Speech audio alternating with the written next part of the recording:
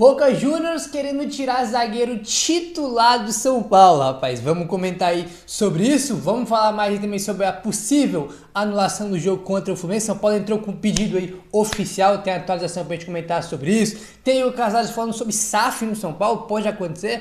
Vamos comentar sobre isso e vários outros assuntos do nosso querido tricolor paulista. Certo, rapaziada? Bom, seguinte, ontem na segunda-feira, o Júlio Casares, presidente de São Paulo, deu uma entrevista lá pro UOL, né, pro programa de primeira do UOL, e ele confirmou na primeira mão que a final aí do Brasileirão, né, que vai ser o São Paulo e Corinthians pelo futebol feminino, ele confirmou que esse jogo vai ser aí, são 2 jogos, né, ida e volta, a ida o primeiro o manda do São Paulo, e ele falou aí que o jogo vai ser no Morumbi, né, ele confirmou que vai ser 10h30 de domingo no Morumbi. Porém, tem uma questão aí, tá? Tem uma questão porque no mesmo domingo tem jogo do Palmeiras, tá? O Palmeiras joga em casa aí e tem uma situação, tá? O André Hernan colocou aqui, ó. Júlio Casares determinou que o São Paulo jogue a final do feminino no Morumbi no domingo. Ele revelou isso no UOL, no programa de primeira. Mas a Secretaria de Segurança Pública não aceita porque o Palmeiras joga no mesmo dia pelo Campeonato Brasileiro.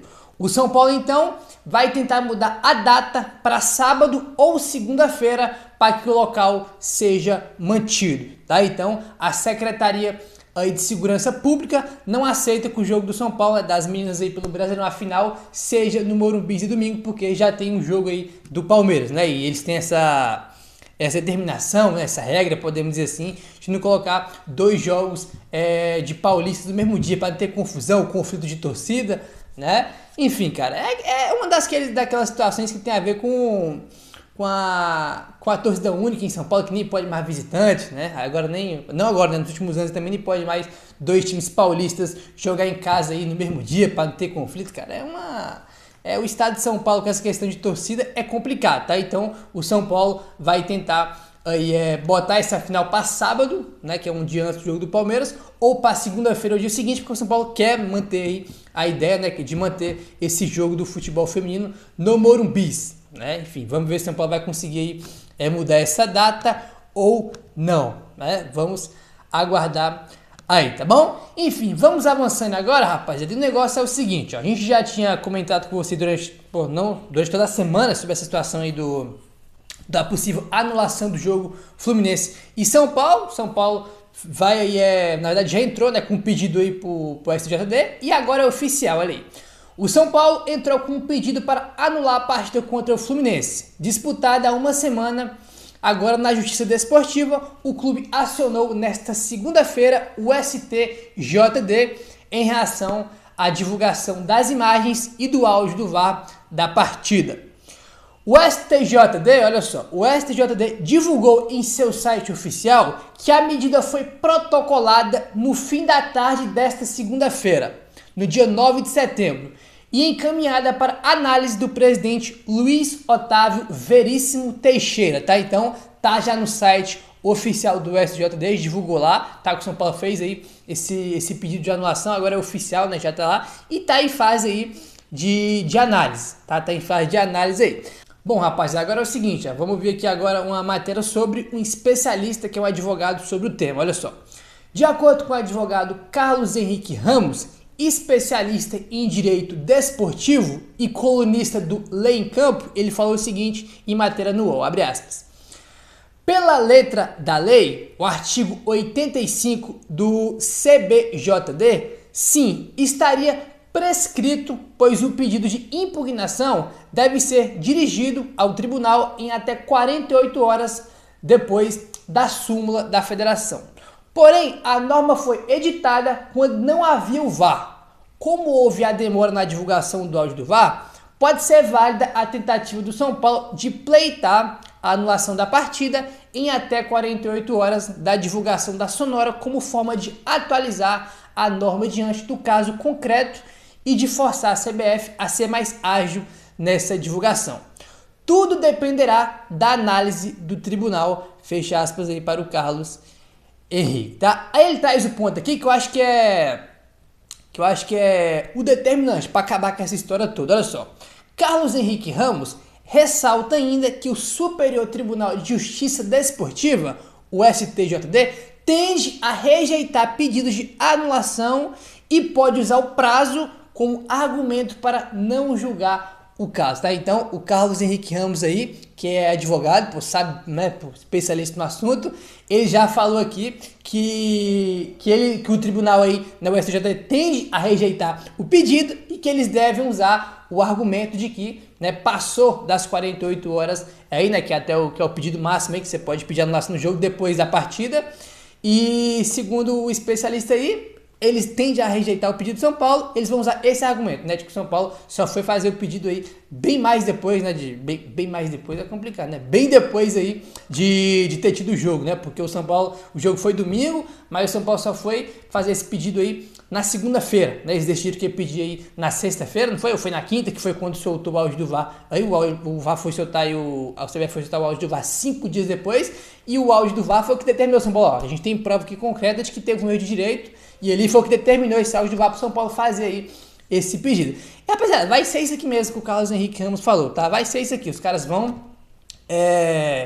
lá, vão analisar, tá? E vão alegar aí que não vão anular o jogo, vai ser aí rejeitado esse pedido do São Paulo e eles vão dar esse argumento aí de que passou o prazo de 48 horas. Tá claro, como o próprio Carlos Henrique, que é advogado, falou que eles tendem aí a rejeitar esse pedido e vão usar esse argumento aí. Enfim, eu já falei pra vocês que eu não tenho expectativa aí de anulação do jogo, mas tem que ter pelo menos uma punição aí rigorosa, uma punição grande com esse palhaço desse Zanovelli aí que já prejudicou o São Paulo ano passado contra o Fortaleza, prejudicou o São Paulo esse ano contra o Goiás, né, expulsando o Zubeldia lá no jogo, no finalzinho, né, o jogo já tinha acabado, todo mundo invadiu o campo, na confusão ele expulsou só o Zubeldia e depois esse escândalo, esse erro de direito contra o Fluminense. Enfim, é uma questão complicada, mas que, convenhamos, é o que eu falei pra vocês, tá? Acho quase impossível ter essa anulação aí do jogo, né? O próprio especialista, o advogado, falou aí.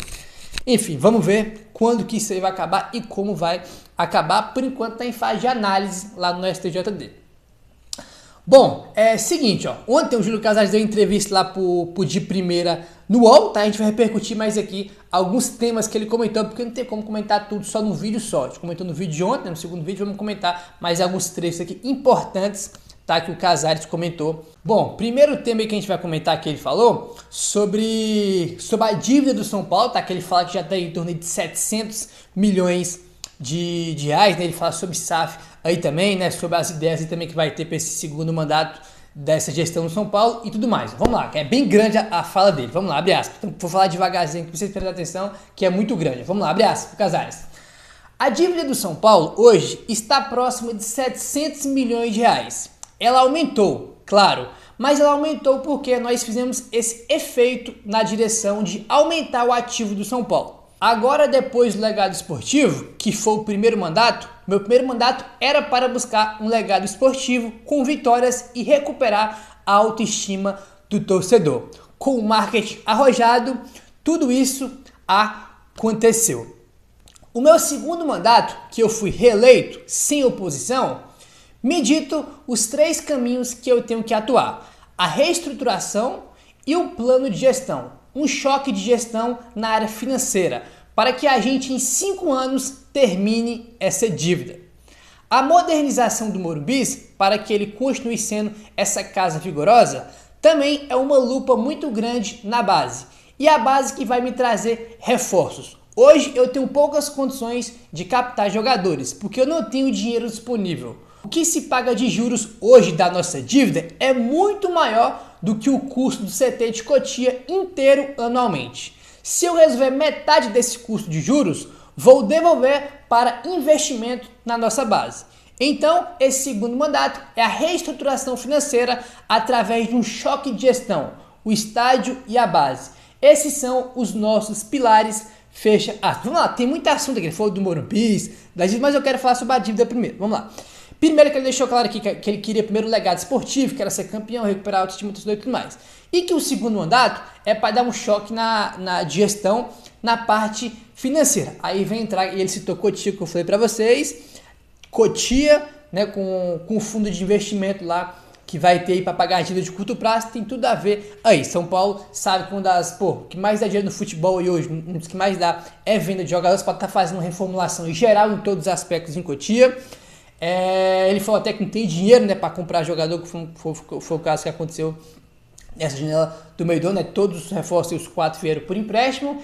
E com esse fundo de investimento que vai ter para pagar as dívidas aí no São Paulo bancárias, vai ter meta de gasto, vai ser tudo, irmão, limitado, vai ter uma meta para fazer investimento em tudo, em contratação, qualquer tipo de investimento, qualquer tipo de gasto do São Paulo, vai ter ali um limite, vai ter uma meta com esse fundo de investimento para quitar as dívidas bancárias. O Arnaldo Ribeiro tinha trago essa informação aqui, né, e o Casares confirmou nessa declaração. Que essas dívidas que o São Paulo tem bancária, que o São Paulo não está pagando as dívidas bancárias, o São Paulo está pagando os juros da dívida, essa é uma questão muito interessante, né? A dívida que o São Paulo tem com o banco, ela está parada. O que o São Paulo paga todo mês é os juros, tá? Os juros da dívida, porque se você tem o juro da dívida e não paga, já tem a dívida, e se você não pagar os juros, só vai aumentar, evidentemente, essa dívida, né? E o São Paulo paga os juros e a dívida fica parada, né? E o Arnaldo já tinha comentado sobre isso, que se for juntar todo o gasto do São Paulo, que o São Paulo gasta por ano em toda a base de Cotia, não dá o que o São Paulo gasta por ano pagando juros de banco, cara. É a pior dívida que o clube tem é com o banco, né? Por causa dos juros que são altos, irmão, né? E o banco não quer saber, se é clube de futebol, o que é, tem que pagar e tem juros lá que são gigantescos. E, irmão, é o que tá sufocando o pescoço do São Paulo hoje, né?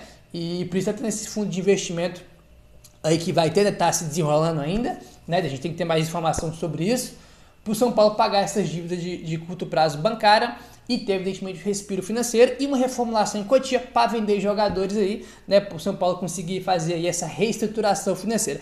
É a ideia do Casares. Acho a ideia do fundo de investimento muito boa e torço para que dê certo. Tem que ter mais informações, ainda mais detalhes para ser mais claro para o torcedor, né? A gente deve ter mais isso aí nas próximas semanas, né, cara? Enfim, foi o que o Casares falou aí. Ele comentou também sobre SAF, né, tem que virar SAF, que não sei o quê, porque você não tem como concorrer com o Flamengo, com o Botafogo. Sobre SAF ele falou o seguinte, abre aspas, a SAF é a solução para comprar times quebrados. A SAF é a solução porque paga pouco e depois entra um grupo que pode ser aventureiro ou não, pode ser sério ou não e arrebentar o clube mais ainda. Então, a SAF pode ser uma coisa boa para o futebol, desde que os clubes negociem em pé, que o clube mostre reorganização.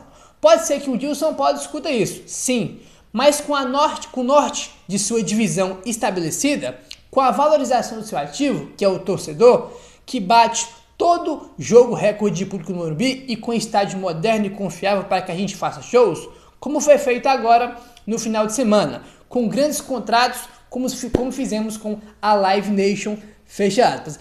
Cara, esse assunto sobre SAF eu concordo plenamente com ele. Tem gente que pensa que vai chegar um maluco aqui, né, que vai comprar o São Paulo e vai botar 300 milhões de contratação. Primeiro que é o seguinte, tu vai virar SAF, primeiro ponto, quem vai comprar? É o John Textor que vai comprar? É o Grupo City, que tem credibilidade no mercado, de SAF? Ou vai ser a 777 lá do Vasco, que é um mico, tem uma imagem manchadíssima no mercado.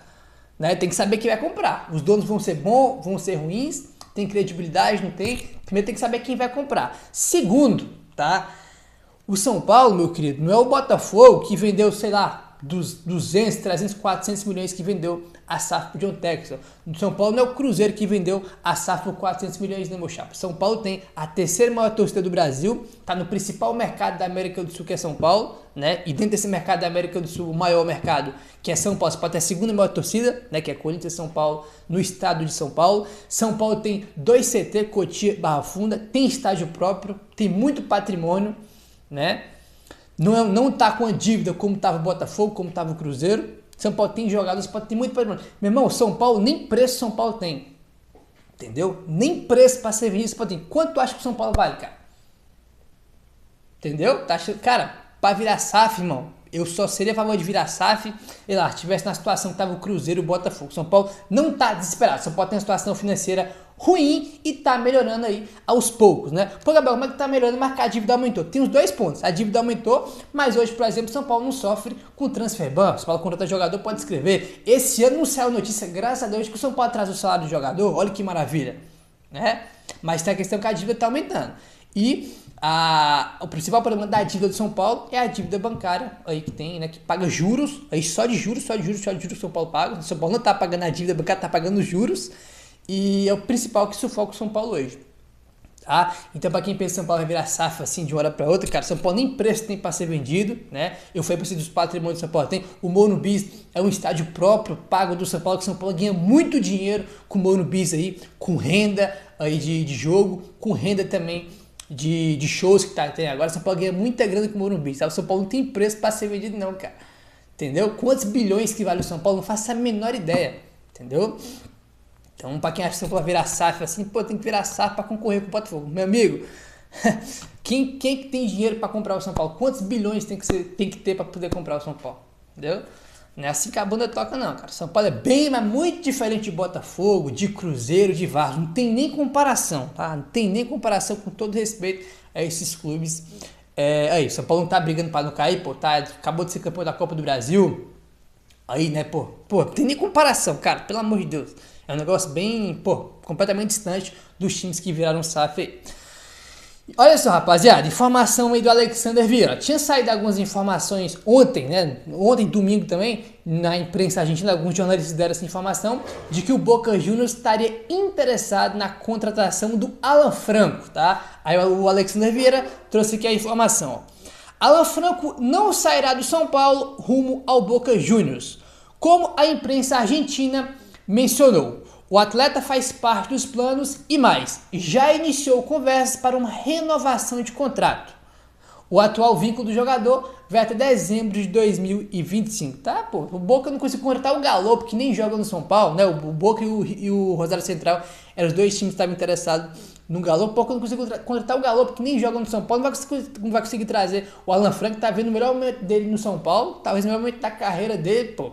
Enquanto o Galo ele foi reserva, né? Mas, no geral, aí na temporada ele é titular absoluto do Submergido, tá jogando bem pra cacete, tem nem o que falar, né? Pô, até piada, até a menor possibilidade do Boca levar o Alan Franco. Aí a não ser que eles façam uma proposta completamente fora da curva, que não vai acontecer, porque eles não têm condição pra isso, né? E detalhe, ele tem contrato até dezembro de 2025, tem que renovar logo. Tem que renovar logo, porque ano que vem já chega no último ano de contrato, e para renovar contrato com o jogador no último ano de contrato é complicado, né? Mas São Paulo já abriu conversa aí para renovar com Alan Franco. Meu parceiro, se inscreve no canal, ativa o sininho, valeu, tamo junto e saudações tricolores.